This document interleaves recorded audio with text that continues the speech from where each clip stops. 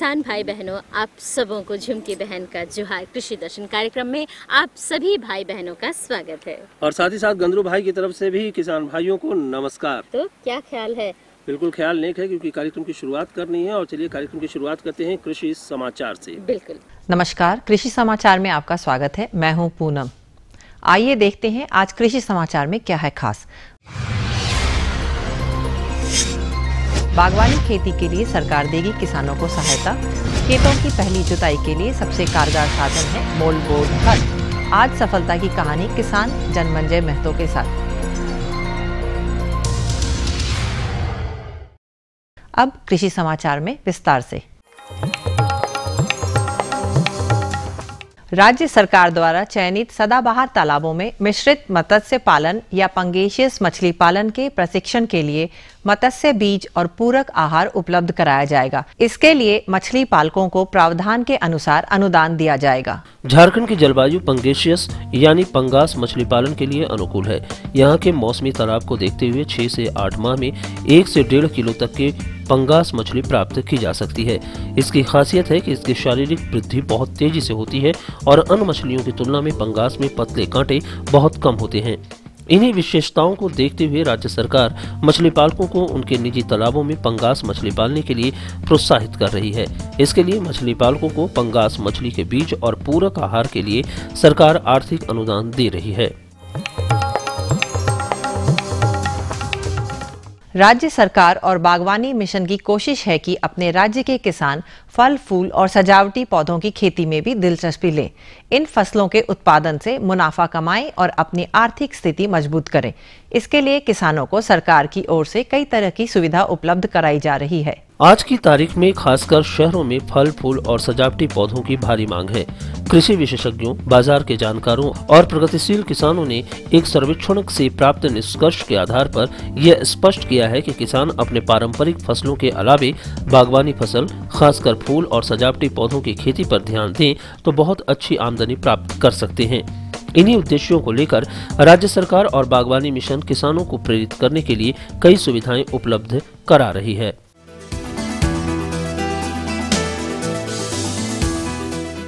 अन्य दिनों के बनिस्बत जाड़ा में फर्श काफी ठंडा हो जाता है।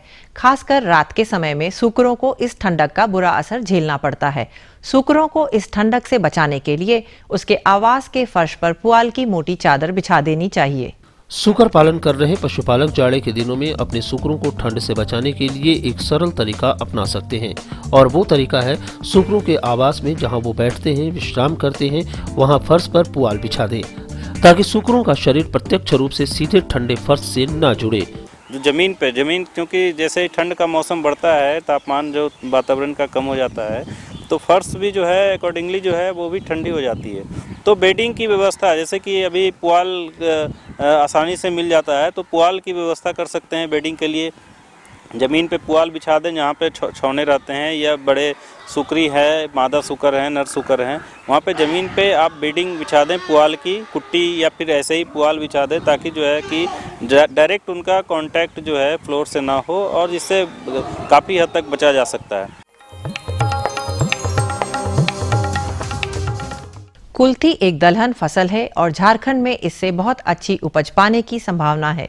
बिरसा कुल्थी 1 कुल्थी का एक उन्नत प्रभेद है जो बिरसा कृषि विश्वविद्यालय द्वारा झारखंड की मिट्टी और मौसम को ध्यान में रखकर विकसित किया गया है। ये कम समय में तैयार होने वाला प्रभेद है और प्रति हेक्टेयर 12 क्विंटल उपज देने की क्षमता रखता है। जो किसान नियमित रूप से कुल्थी की खेती करते हैं, वो इस फसल से बेहतर उपज लेने के लिए बिरसा कृषि विश्वविद्यालय द्वारा विकसित और अनुशंसित उन्नत प्रभेद बिरसा कुल्थी 1 लगाएं। इसकी खासियत है कि ये विलंब से की जाने वाली बुआई के लिए भी उपयुक्त है, रोगरोधी है और 100 से 105 दिन में तैयार हो जाती है। इसकी उत्पादन क्षमता 10 से 12 क्विंटल प्रति हेक्टेयर है। खेतों की पहली जुताई के लिए सबसे कारगर साधन है मोल बोर्ड हल। इस हल में 10 सेंटीमीटर चौड़ा फाल लगा होता है जो खेतों की गहरी जुताई करता है। ये खासकर झारखंड के लिए विशेषज्ञों द्वारा अनुशंसित है और इसकी कार्यक्षमता 40 से 50 डेसिमल प्रतिदिन है। किसी भी फसल की बेहतर बुआई का आधार होता है खेतों की अच्छी जुताई, और खेतों की अच्छी जुताई का कारक होता है बेहतर हल। इस दृष्टिकोण से मोल्ड बोल्ड हल खेतों की पहली जुताई के लिए सबसे कारगर हल है। इसमें 10 सेंटीमीटर चौड़ा फाल लगा होता है। ये गहरी जुताई करने में सक्षम है, जिससे खेत की नीचे की मिट्टी पलटकर ऊपर आ जाती है। साथ ही हानिकारक कीड़े ऊपर आ जाते हैं, जिससे किसान अपने उपचार से खत्म कर देते हैं। इसकी कार्य क्षमता प्रतिदिन 40 से 50 डिसमिल है। आज हम उस सफल किसान से रूबरू होंगे जो पलास डी गांव के रहने वाले हैं और सब्जी फसल फ्रेंच बीन की खेती कर रहे हैं। इस किसान का नाम है जनमंजय महतो। पलास डी के जनमंजय महतो भले ही अभी अपने खेतों में फ्रेंच बीन की शानदार खेती कर रहे हैं, लेकिन ये सब्जी फसलों के अलावे अनाज फसलों की भी बहुत अच्छी फसल उपजाते हैं। तो इन्हीं से जानते हैं वर्तमान में अपने फ्रेंच बीन फसल से बेहतरीन उपज लेने के लिए किन तरीकों को अपनाया है। गांव पलास डी के किसान परिवार से हूँ। मैंने अपना पढ़ाई 1987 में मैट्रिक पास किया, उसके बाद इंटर किया, फिर ग्रेजुएशन कंप्लीट किया। ग्रेजुएशन करने के बाद मैं यहाँ वहाँ बेरोजगारी का जो मार होता है उसके चलते प्राइवेट कंपनी में काम करने का प्रयास किया, लेकिन मुझे संतुष्टि नहीं हुई। फिर थक हार के जो मेरा पैतृक संपत्ति था उसमें खेती करना प्रयास किया, और खेती करते हुए ये मेरी बाध्यता भी थी खेती करना। तो खेती करते हुए मैंने देखा कि किसी तरह जीविकोपार्जन हो रहा है। फिर इस खेती को मैंने और आगे बढ़ाने का प्रयास किया। अपना जो बपौती संपत्ति है, पैतृक संपत्ति है, उस संपत्ति में लग जाना चाहिए, और ज़्यादा से ज़्यादा जानकारी लेकर इस खेती में अगर हम लगते हैं तो निश्चित रूप से हमारा देश स्वनिर्भर होगा, हमारा राज्य स्वनिर्भर होगा। हमको पलायन की समस्या से जूझने की जरूरत नहीं है, किसी के पीछे लगने की जरूरत नहीं है। और अब एक नजर राज्य के 3 प्रमुख शहरों के मौसम के मिजाज पर।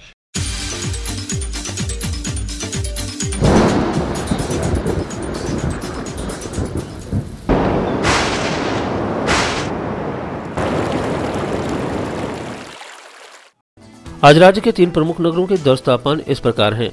रांची का न्यूनतम तापमान 11 डिग्री सेल्सियस और अधिकतम 25 डिग्री सेल्सियस।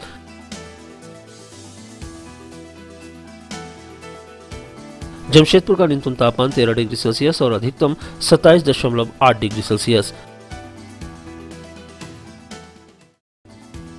मेदिनीनगर का न्यूनतम तापमान 11 डिग्री सेल्सियस और अधिकतम 27 डिग्री सेल्सियस। और अब मंडी भाव में आइए नजर डालते हैं अनाजों के भाव पर।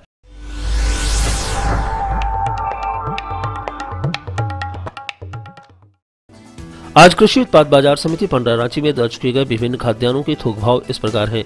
चावल मोटा 1950 रुपए से 2100 रुपए, चावल मध्यम 2150 रुपए से 2250 रुपए, चावल उत्तम 2300 रुपए से 2450 रुपए, गेहूं 1350 रुपए से 1450 रुपए, चना 5200 रुपए से 5300 रुपए, दाल अरहर 6500 रुपए से 7000 रुपए, दाल मसूर 4300 रुपए से 4500 रुपए, दाल चना 5800 रुपए से 6100 रुपए, सरसों तेल 10150 रुपए से 10250 रुपए, चीनी 3500 रुपए से 3600 रुपए, आलू 1200 रुपए से 1300 रुपए और प्याज 1200 रुपए से 1300 रुपए प्रति क्विंटल रहा। कृषि समाचार में आज इतना ही। अगले दिन अगले अंक में फिर मुलाकात होगी कुछ ताज़ा तरीन खबरों के साथ। तब तक के लिए दीजिए इजाजत। नमस्कार, जोहार। तो किसान भाइयों, अभी आप देख रहे थे कृषि समाचार, जिसमें कृषि से संबंधित तमाम तरह की जानकारियां आपको उपलब्ध हुई। मौसम के मिजाज से भी अवगत हुए और मंडी के भाव से बिल्कुल मंडी के भाव से भी आप अवगत हो गए। लेकिन अब वक्त हो चला है एक छोटे से विराम का। इस विराम के बाद हम पुनः हाजिर होंगे। तब तक आप बने रहिए हमारे साथ। ये लो और बताओ। बस। अरे ये क्या भैया जी, बस इतनी सी रासायनिक खाद? किसानी छोड़ रहे हो क्या? किसानी नहीं, नादानी छोड़ रहे हैं। मिट्टी की जांच कराई है। अब तो लालाजी जितनी जरूरत है उतने ही उर्वरक खेत में डालेंगे। हाँ, किसान भाई आज ही अपने जिले की नजदीकी भूमि परीक्षण प्रयोगशाला में मिट्टी की जांच जरूर करवाएं और मिट्टी में पोषक तत्व, नमी व पौधे के विकास को देखते हुए केवल जरूरत के अनुसार ही पोषक तत्व डालें। और हाँ, मिट्टी में गंधक, जस्ता, बोरोन जैसे सूक्ष्म पोषक तत्वों का पता लगाना भी न भूलें। उर्वरक और जैविक खाद के सही उपयोग से भूमि का उपजाऊपन बनाए रखें, उत्पादकता बढ़ाएं, खर्चा घटाएं और बहुमूल्य विदेशी मुद्रा बचाने में भी सहयोग दें। और हाँ, धीमी गति से नाइट्रोजन उपलब्ध कराने वाले उर्वरकों जैसे नीम लेपित यूरिया को प्राथमिकता दें और यूरिया का पत्तों पर छिड़काव करें। अरे वाह, तू तो सचमुच समझदार हो गया रे। अधिक जानकारी के लिए संपर्क करें जिला कृषि अधिकारी या किसान कॉल सेंटर।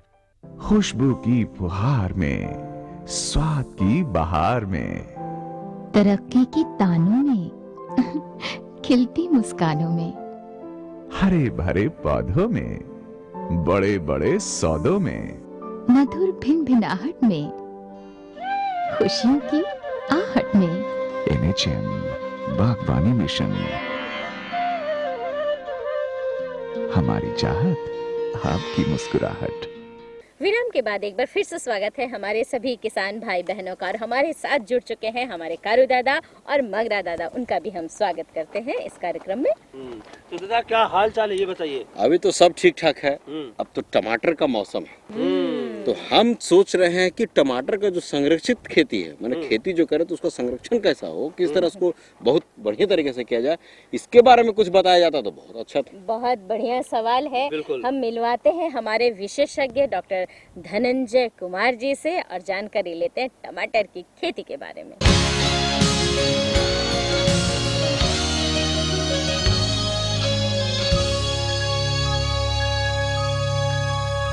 नमस्कार किसान भाइयों, आज हम बात करेंगे संरक्षित खेती की। जी हाँ, किसान भाई खेती तो जरूर करते हैं, लेकिन अपनी फसलों को वो कितना उपयोग में लाते हैं यह बहुत ज़रूरी है आप लोगों को जानना। तो किसान भाई, आज हम बात करेंगे संरक्षित खेती की, जिसके तहत आप अपनी फसलों को कैसे बेहतर उपयोग लाएंगे और अपनी जो आपकी फसल है वो पूर्ण रूप से बाजार में अच्छी तरह से पहुंच पाएगी। उसके बारे में हमारे साथ मौजूद हैं विशेष जानकारी देने के लिए हार प्लांटू के प्रमुख वैज्ञानिक डॉक्टर धनंजय कुमार जी। बहुत बहुत स्वागत है आपका हमारे किसान भाइयों। नमस्कार डॉक्टर साहब। सबसे पहले आप हमें ये बताएं कि संरक्षित खेती है क्या? किसान भाइयों, ऐसा है कि आज का जो मौसम जो है, ग्लोबल वार्मिंग जो आ गया, उसके चलते कभी कभी बहुत तेज़ बारिश हो जाता है, कभी कभी बहुत तेज़ गर्मी पड़ता है। तो उससे उसका रिस्क को कम करने के लिए, मतलब कम से कम आपको नुकसान हो, उसके लिए जो इंग्लिश में जिसको प्रोटेक्टेड कल्टीवेशन बोलते हैं, प्लास्टिक के घर में खेती करते हैं, उसे ही संरक्षित खेती बोलते हैं। कि मतलब जो है, मतलब तेज़ बारिश से, तेज़ ओला से, पाला से, तेज़ धूप से जो बचाव हो, उसको हम लोग संरक्षित खेती होते हैं। जी डॉक्टर साहब, जैसे कि हमें बता रहे हैं कि संरक्षित खेती जो है वो पॉली हाउस में हम लोग करते हैं। डॉक्टर साहब से हम ये भी जान लें कि पॉली हाउस में हम किन किन फसलों की खेती को कर सकते हैं। डॉक्टर साहब हमें बताएं किन किन फसलों की खेती। किसान भाई, पॉली हाउस के लिए जो 3 फसल जो है सबसे ज़्यादा उपयुक्त माना गया है, टमाटर, शिमला मिर्च और खीरा। खीरा में उस तरह का प्रभेद को लिया जाता है जो कि पार्थेनोकार्पिक बोलते हैं। टमाटर और शिमला मिर्च में उस तरह का समस्या नहीं है, क्योंकि हमको ये देखना है कि जो लंबे दिन तक चले और ज़्यादा इसमें मुनाफा हो, उस तरह का फसल का चुनाव हो। तो पूरे विश्व भर में 3 ही फसल जो सबसे उपयुक्त माना गया है, टमाटर, शिमला मिर्च और खीरा। इसके साथ साथ आप फसल चक्र अपनाने के लिए कभी कभी, जैसे कि हम लोग यहाँ पर पलांडू में जो है पत्ता गोभी भी लगाए हैं, और बोदी का फसल जो है, पौधा वाला बोदी का फसल को मिट्टी में सुधार के लिए और फसल चक्र अपनाने के लिए आप उस तरह का पौधा को ले सकते हैं। आप खीरा, बैंगन और टमाटर की खेती तो कर ही सकते हैं, इसके साथ साथ अपनी फसलों को आप किस समय में और किस किस मौसम में अच्छी तरह से बचाकर पूर्ण रूप से उसकी जो फल है उसे ले सकते हैं, इसके बारे में हम ज़्यादा जानकारी लें डॉक्टर। किसान भाइयों, आज जैसे कि हम शिमला मिर्च बोले, टमाटर बोले, आपको बोदी बोले, पत्ता गोभी, खीरा, तो हम टमाटर के बारे में आपको विशेष रूप से आज जानकारी दे देते हैं कि टमाटर जो है, हम लोग जो है पलांडू स्थित अनुसंधान केंद्र द्वारा जो है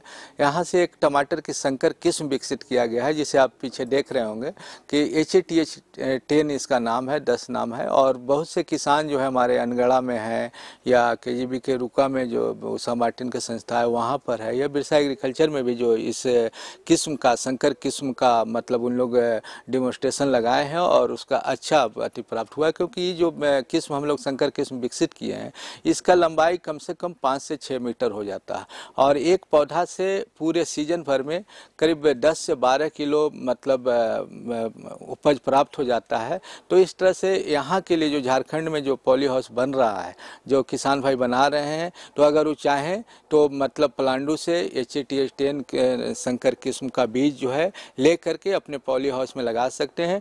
और भी कुछ भी जानकारी अगर उनको प्राप्त करना होगी कब लगाना चाहिए, जैसे कि पॉली हाउस में कोई भी फसल लगाते हैं, हम टमाटर की बात कर रहे हैं, तो अगर जुलाई के महीना में अगर हम रोपाई कर रहे हैं तो ये फसल हमको 15 मई तक चलेगा। तो इतना लंबा समय तक चलेगा, तो इसमें फिर जो है जो पानी देने के लिए ड्रिप सिंचाई तकनीक अपनाते हैं और उसी के माध्यम से हम खाद भी चलाते हैं। तो करीब 8 से 9 महीना तक खाद और पानी को भी चलाना है। तो उसके बारे में जब भी आपको जरूरत हो आप विशेष जानकारी यहाँ पलांडू में आकर प्राप्त कर सकते हैं और इस संकर किस्म को आप अपने पॉली हाउस में लगा करके भरपूर फायदा उठा सकते हैं।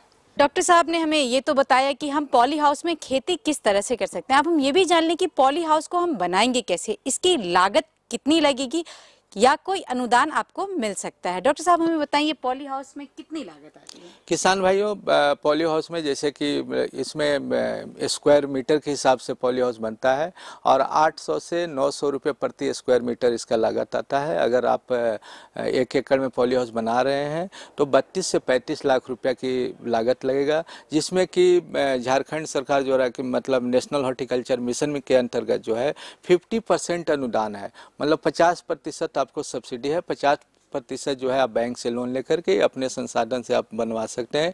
जो गुड़गांव में स्थापित है भारत सरकार की संस्था है, वहाँ से 25% अनुदान है, उस पर भी बना सकते हैं। और रांची में दो जगह जो है मतलब व्यवसायिक स्तर पर जो खेती हो रहा है, एक चंदवे में जो है फूल की खेती होती है और एक नगड़ी में जो है A3 एग्रोटेक करके करीब 6 एकड़ में जो है पॉली हाउस में वो अभी फूल की खेती कर रहे हैं। उससे पहले सब्जी का खेती करते थे।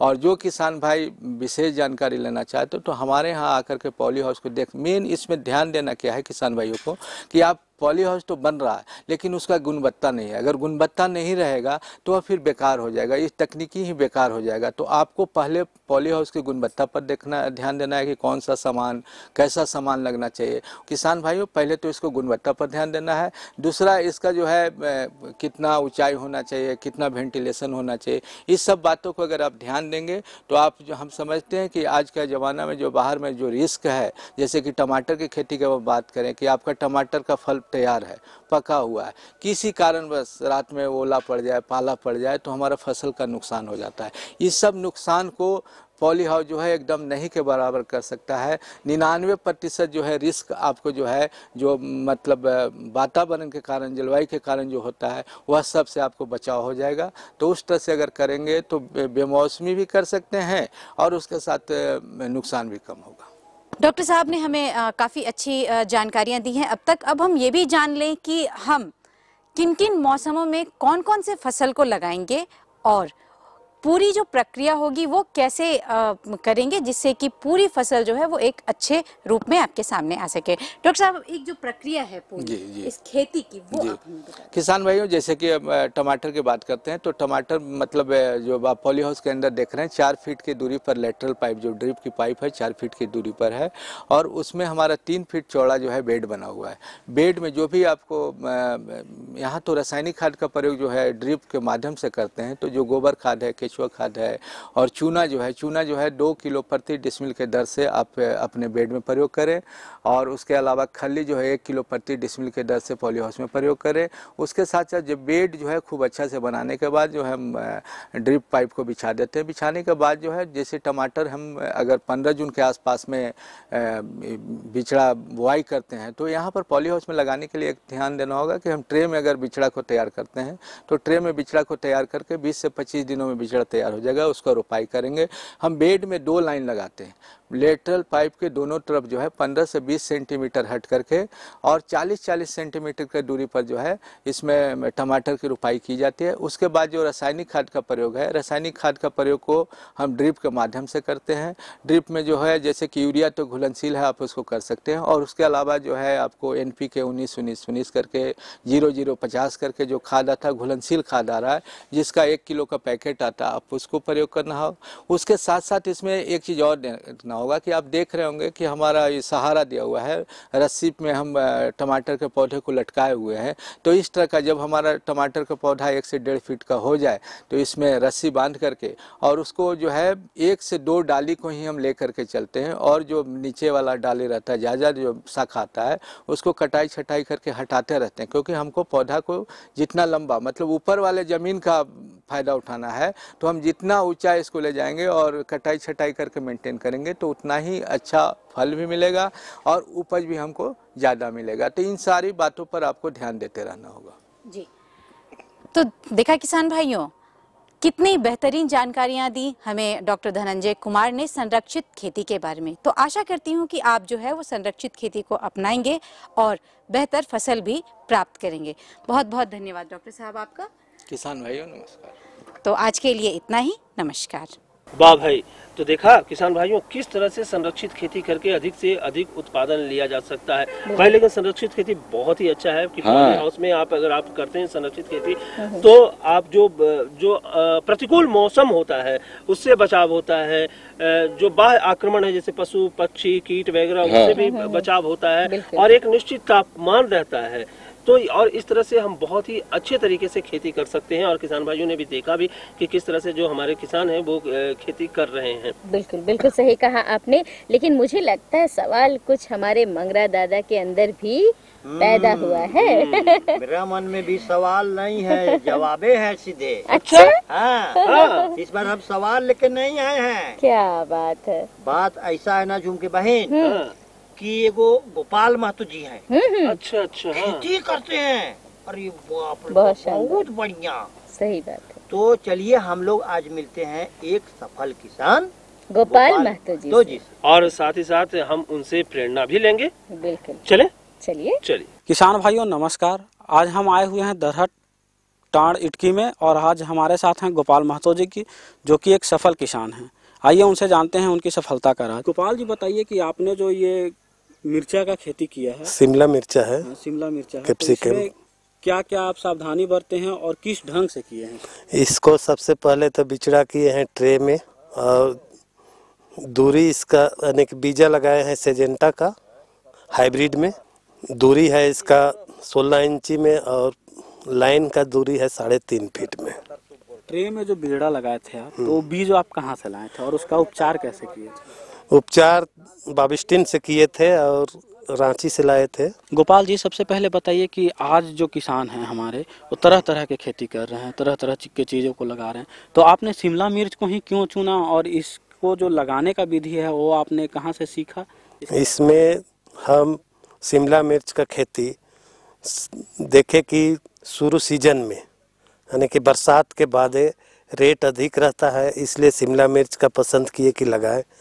और इसको लगाने का विधि सबसे पहले मैं बिचड़ा छीटा, वो सेजेंटा का था, इंदिरा वैरायटी का, वो ट्रे में अथी किए। उसमें ट्रे में पहले खाद मिलाए थी, केचुआ खाद और कोकोबीट, उसको ट्रे में डाल के फिर बीजा एक ठो डाल दिए, और 25 दिन में बिचड़ा तैयार हो गया। तैयार होने के बाद उसको रोपाई किए जो कि ड्रिप सिस्टम से रोपाई किए। जो रोपाई किए हैं आप, तो दूरी कितना रखे हैं, और ड्रिप सिस्टम जो लगाए हैं उसका दूरी क्या है? ड्रिप सिस्टम का दूरी है कि 3.5 फीट है, लाइन से लाइन का दूरी, और पौधा से पौधा का दूरी है 16 इंची यानी 40 सेंटीमीटर। तो जब आप इस प्रकार से खेती कर रहे हैं और पहले जो आप खेती करते थे, तो ये तो वैज्ञानिक पद्धति हो गया, तो दोनों में क्या अंतर आता है? पहले वाला में था कि पूरा खेत पटाना पड़ता था, और इसमें है कि केवल पौधा से पौधा की दूरी यानी पौधा के जगह केवल पानी पड़ता है, तो इससे पानी का काफी बचत होता है, और पानी अधिक दूसरा तरफ बर्बाद नहीं होता है। तो महतो जी बताइए कि अभी हम लोग पॉली हाउस में आए हुए हैं, ग्रीन हाउस है, पॉली हाउस नहीं। तो इस प्रकार से जब आप खेती कर रहे हैं और बाहर में जो लोग खेती करते हैं, वो दोनों में आप क्या अंतर पाते हैं? दोनों में अंतर है कि इसमें पौधा अधिक बढ़ता है, गर्मी में गर्मी नहीं लगता है, ठंडा में ठंडा नहीं अथी मारता है, इसको पाला नहीं मारता है, जिसके कारण कि पौधा का सिकुड़न कम होगा इसमें। तो यह शिमला मिर्च का पौधा जो अभी आपने लगाया है कितने दिनों में तैयार होगा और इसका फल आप कब तोड़ेंगे? इसका फल तोड़ाई होगा 2 महीना में, यानी कि लगा है 3 अक्टूबर को, दिसंबर में 1-2 वीक तक में टूटना शुरू हो जाएगा। तो ये जो आपने शिमला मिर्च लगाया है तो इसमें कौन कौन सी जो कीट पतंगे हैं या रोग है जो लगते हैं उनका आप बचाव कैसे करेंगे? इसमें विशेष करके गंधी लगता है और पंखी जिसको बोलते हैं कि उड़ने वाला, जो कि बैठ जाता है और सब पत्ता को खा के सिकुड़ा देता है। उसको रोकथाम के लिए है एडमायर, फिर ओब्रान, ओमाइट, ये सब डाला जाता है। तो ये जो आप खेती कर रहे हैं कब से कर रहे हैं? शिमला मिर्चा का तो हम लोग खेती बहुत पहले से करते हैं, लेकिन यहाँ फर्स्ट टाइम में ग्रीन हाउस में लगाए हैं। तो पहले जो खेती करते थे और अब में कितना फर्क पड़ रहा है आपको? अभी तो देखे नहीं है, फिर भी फर्क तो बुझा रहा है अंदर और बाहर में।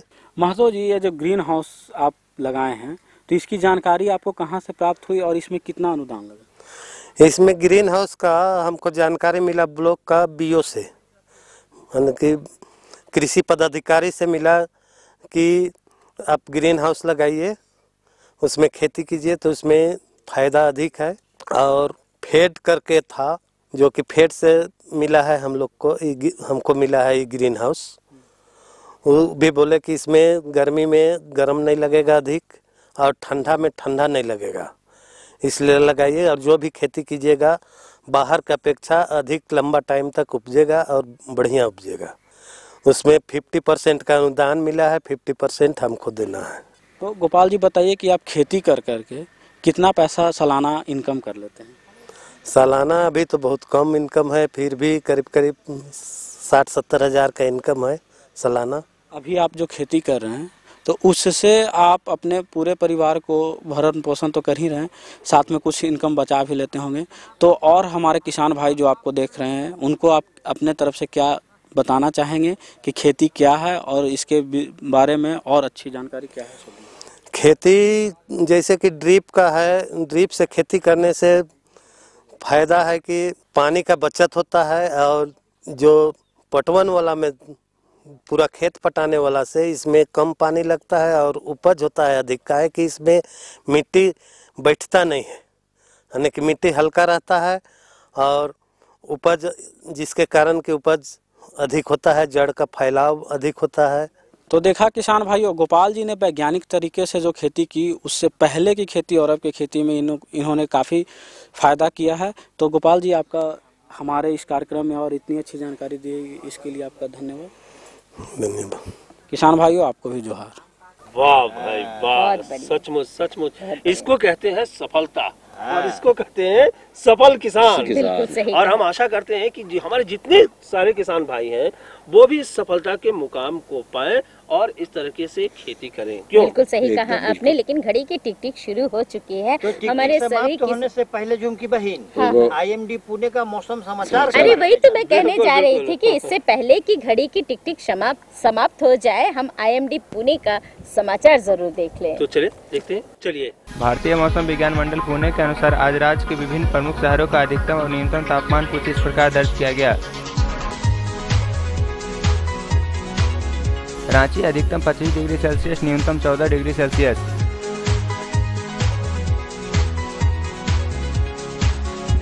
जमशेदपुर अधिकतम 26 डिग्री सेल्सियस, न्यूनतम 15 डिग्री सेल्सियस। वहीं मेदिनीनगर का तापमान कुछ इस प्रकार दर्ज किया गया। अधिकतम 25.5 डिग्री सेल्सियस, न्यूनतम 13 डिग्री सेल्सियस। मौसम पूर्वानुमान के अनुसार आज मौसम सामान्य रहेगा, कहीं कहीं हल्की बारिश हो सकती है। अरहर की फसल में अभी अनेक प्रकार के फली छेदक कीट का आक्रमण होता है, जो फलियों को छेदकर उन्हें खा जाते हैं। अरहर फसल को फल मक्खी कीट से बचाने के लिए 2 से 3 बार कीटनाशी दवा का छिड़काव करना चाहिए। पहला छिड़काव फूल निकलने पर इंडोसल्फान का 2 लीटर प्रति हेक्टेयर की दर से प्रयोग करना चाहिए एवं दूसरा छिड़काव 15 दिनों के बाद मोनोक्रोटोफास का 1 लीटर प्रति हेक्टेयर की दर से करना चाहिए। ढेर सारी जानकारियां अपने किसान भाइयों के लिए लेकर आना है। बिल्कुल सही कहा आपने। लेकिन चलते चलते हमारा पता आप जरूर नोट कर लीजिए। हमारा पता है कार्यक्रम कृषि दर्शन, कृषि प्रकोष्ठ, द्वारा केंद्र निदेशक, दूरदर्शन केंद्र, रातू रोड, रांची, पिन संख्या 834001। हमें रहेगा आपके खतों का बेसब्री से इंतजार। बिल्कुल, तो आप हमें खत जरूर लिखिए, अपना जो सुझाव है, आपकी जो समस्या है वो हम तक जरूर पहुंचाएं। तो इसी के साथ हमें दीजिए किसान भाइयों इजाजत। नमस्कार।